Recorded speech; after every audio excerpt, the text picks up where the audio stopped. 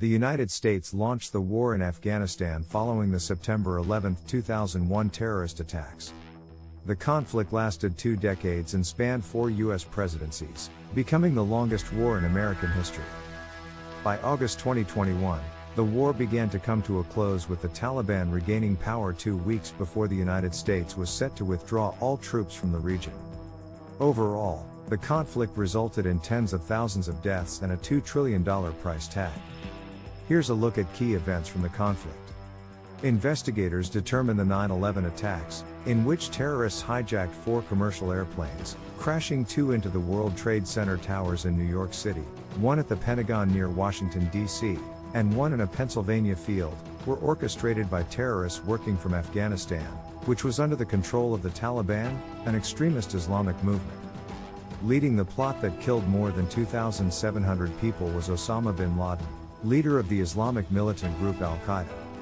It was believed the Taliban, which seized power in the country in 1996 following an occupation by the Soviet Union, was harboring bin Laden, a Saudi, in Afghanistan.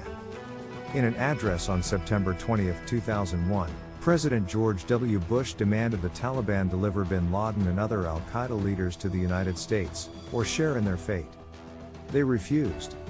On October 7, 2001, U.S. and British forces launched Operation Enduring Freedom, an airstrike campaign against Al-Qaeda and Taliban targets including Kandahar, Kabul and Jalalabad that lasted 5 days. Ground forces followed, and with the help of Northern Alliance forces, the United States quickly overtook Taliban strongholds, including the capital city of Kabul, by mid-November. On December 6, Kandahar fell, signaling the official end of Taliban rule in Afghanistan and causing Al-Qaeda, and bin Laden, to flee. During a speech on April 17, 2002, Bush called for a Marshall Plan to aid in Afghanistan's reconstruction, with Congress appropriating more than $38 billion for humanitarian efforts and to train Afghan security forces. In June, Hamid Karzai, head of the Papalzai Durrani tribe, was chosen to lead the transitional government. While approximately 8,000 American troops remained in Afghanistan as part of the International Security Assistance Force, ISAF, overseen by NATO, the U.S. military focus turned to Iraq in 2003, the same year U.S. Secretary of Defense Donald Rumsfeld declared major combat operations had come to an end in Afghanistan.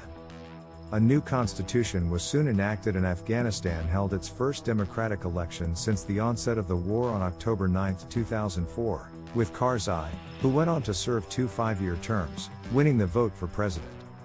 The ISAF's focus shifted to peacekeeping and reconstruction, but with the United States fighting a war in Iraq, the Taliban regrouped and attacks escalated. In a written statement released February 17, 2009, newly elected President Barack Obama pledged to send an extra 17,000 U.S. troops to Afghanistan by summer to join 36,000 American and 32,000 NATO forces already deployed there. This increase is necessary to stabilize a deteriorating situation in Afghanistan, which has not received the strategic attention, direction and resources it urgently requires, he stated.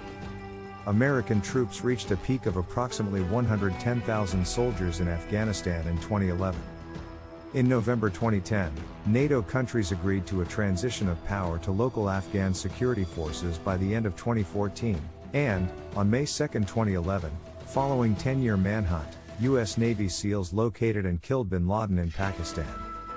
Following bin Laden's death, a decade into the war and facing calls from both lawmakers and the public to end the war, Obama released a plan to withdraw 33,000 U.S. troops by summer 2012, and all troops by 2014. NATO transitioned control to Afghan forces in June 2013, and Obama announced a new timeline for troop withdrawal in 2014, which included 9,800 U.S. soldiers remaining in Afghanistan to continue training local forces. In 2015, the Taliban continued to increase its attacks, bombing the parliament building and airport in Kabul and carrying out multiple suicide bombings.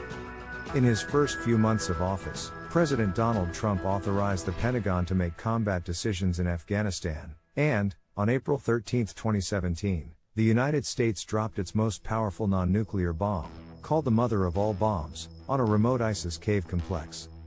In August 2017, Trump delivered a speech to American troops vowing we will fight to win in Afghanistan.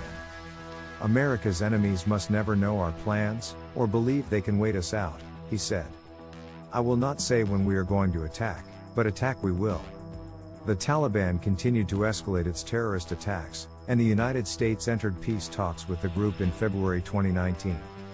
A deal was reached that included the US and NATO allies pledging a total withdrawal within 14 months if the Taliban vowed to not harbor terrorist groups.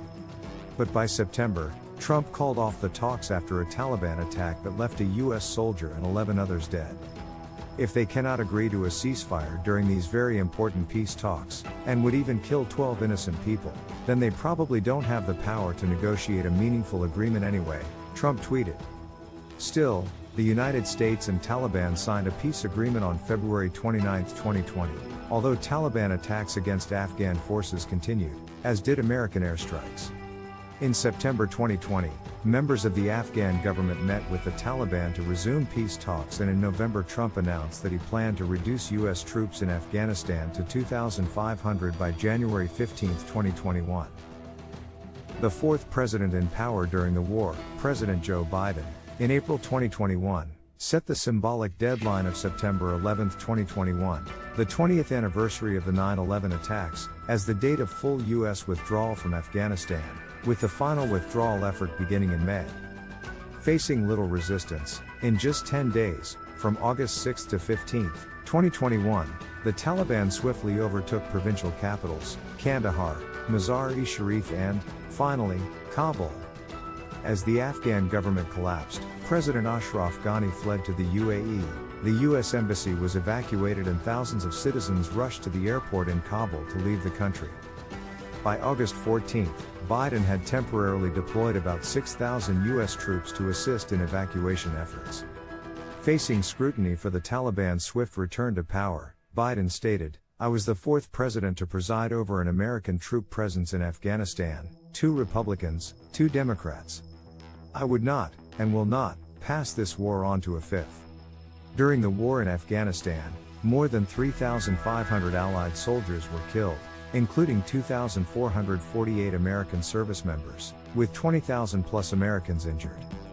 Brown University research shows approximately 69,000 Afghan security forces were killed, along with 51,000 civilians and 51,000 militants.